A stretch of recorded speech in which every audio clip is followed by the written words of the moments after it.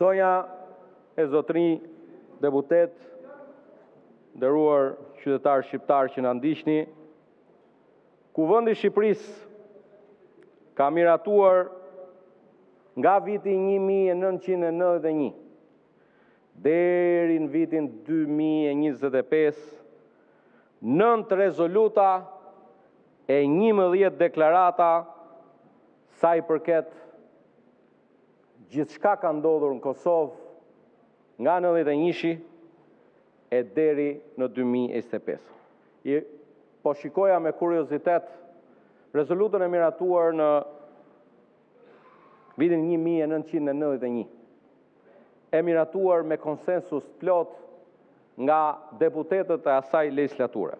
Një rezolut shumë kuptim plot për momentin që ka jetuar Kosova. E kështu me radhë, vit pas viti, në vitet e vështira, 97, 98, 99, 2000 e më pas, Kuvendi i Shqipërisë i ka mbajtur të gjitha këto qëndrime. Të gjitha në kohën e duhur, për çështjen e duhur, për situatën që kërkonte dhe për mbështetjen që kërkonte Kosova. Ua kam bërë gati, do të kërkoja që përpara se të hedhim në votim këtë kërkesë tuajën të radhës, ti lexoni.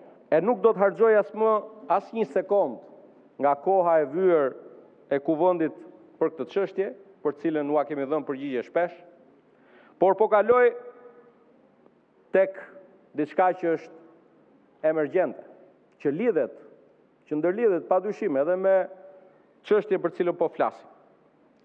Zonja e zotërinj,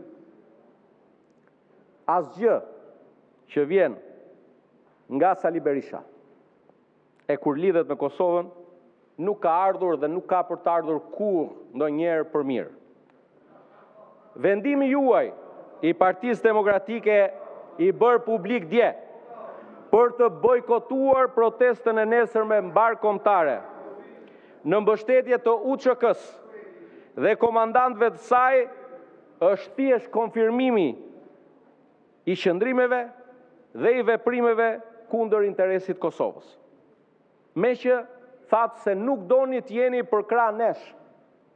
Thatë që nuk doni të jeni për krah kryeministrit. Kryeministri nuk do të jetë nesër në protest. Hajde, pse nuk vini? Sigurisht me kushtin që e bëri, me kushtin që të mos e politizojmë. Bëni dhe ju nesër një protest, me që nuk doni të vini me organizatat e veteranëve të luftës së UÇK-s. Nuk doni të vini me ta, as me ne. Bëni ju një tuaj nesër. Mos hajdeni në sheshin Skënderbej, po bëni një në Shqup ose një në një shesh tjetër. E me këtë rast, do ju vinë më shumë, se kjo është një çështje që na bashkon, kjo është një çështje nga ato që ne e quajmë, populli shqiptar i quan një komb, një qëndrim. Dhe historia e ka treguar fare qartë. Rastësia mund ndodh një herë, 2 herë, por jo gjithmonë. Qysh në mandatin e parë, tati, si president, i parë i vendit aso kohë, me shumë veprime, ju vu ndesh interesit Kosovës. A ishte shkelja e embargos OKB-s kundër furnizimit me naftë Miloševićit në dëm të Kosovës, po apo jo? Si ka mundësi që në krye të kësaj shkelje të embargos ishte vetë shteti dhe vetë Partia Demokratike? Si ka mundësi që të gjithë dëshmitarët e atij takimit famshëm Berisha Milošević u përndoqën, u arrestuan dhe u vranë? Si ka mundësi që pas takimit Berisha Milošević në Shqipëri do të vinte kasapi i Ballkanit, Arkan, për të takuar me shefin e shërbimit sekret të shtetit asaj kohe, siç edhe ka dëshmuar në një dëshmi publike komandanti dhe presidenti Thaçi, po apo jo? Si ka mundësi që prej vitit 1995 presidenti i Kosovës i ndjeri Ibrahim Rugova, shmangi çdo komunikim, çdo takim me Sali Berishën deri ditën kur u nda nga jeta. Është e vërtetë apo jo? Si ka mundësi që gjatë qeverisjes tënde, Sali, u ndoqën, u përndoqën, u arrestuan, drejtues të QK-s këtu në Tiranë, dhe si ka mundësi që pati edhe akuza për vrasjen e njerëzve të QK-s në Shqipëri. Si ka mundësi që e mbylle Berishën e parë me i pushtet, me i Shqipëri të rënuar, ndërsa Kosova kishte më shumë nevojë se kurrë në atë moment për Shqipërinë e fortë. Si ka mundësi që Kosova shkonte në Rambuje me përfaqësuesit e vet në pranverën e 99-s, ndërsa shqiptarët e Kosovës ishin nisur detyruar të largoheshin nga shtëpitë e tyre, ndërsa ti sulmoje Rambujen dhe Tiranën me zjarr dhe dhunë. Si ka mundësi që në 17 dhjetor të vitit 2010 ti prisje në godinën e kryeministrisë të besuarin e Vladimir Putinit, kryetarin e Komisionit Jashtëm të Dumës Ruse, Konstantin Kosaçev. Ishte Kosaçevi, iniciuesi i mocionit për rezolut, prej ku më pas u hartua dhe ai raporti turpshëm i rezolutës 1782 të Asamblesë Parlamentare të Këshillit të Evropës për gjoja hetimin për trajtim njerëzor të personave dhe trafikim të palishëm të organeve njerëzore. E pra, ky proces kundër komandantëve na nisi si hetim për trafikimin e organeve dhe na përfundoi në mbajtjen peng të presidentit Kosovës të paktën për 5 vjet deri tani.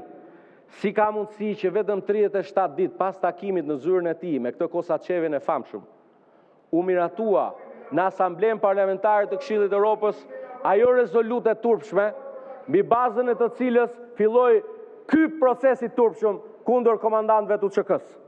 Si ka mundësi që 4 ditë, vetëm 4 ditë, përpara se të miratohej rezoluta në Asamblenë Parlamentare të Këshillit të Evropës, ti dhe urdhër të vriteshin populli opozitar në sheshin dhe në bulevardin Dëshmorët e Kombit. Vetëm 4 ditë, nuk është kurrë rasti që 4 ditë përpara se t'i bëj dëmi më i madh i historisë së re të kombit shqiptar, ti vrisje popullin opozitar.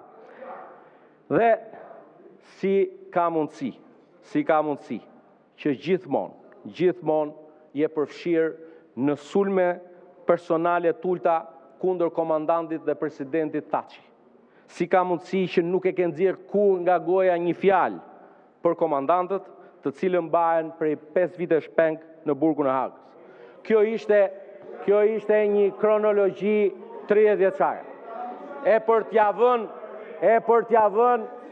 vënë qershin mbi tort gjithë kronologjie për habin time, për habin e plot miqve të tjerë me të cilët isha në Leskovës para 3 ditësh, tifozët serb kur donin të na shanin, na thirrnin Sali Berisha. Dhe ja ka treguar një gazetar që ishte pranë meje, ja tregoi dhe e morim telefon dhe i thot: "Mo doktor, thot, çka kanë këta tifozët serb që thirrin emrin tat?" E thrasin se Saliu është dhëndri mirë i Serbisë, i ka shërbyer mirë Serbisë sa herë ka pasur mundësi. Kam dhe diçka tjetër për ta thënë jo për ju më, por në vijim të diskutimi që kemi bërë 27 nëntor.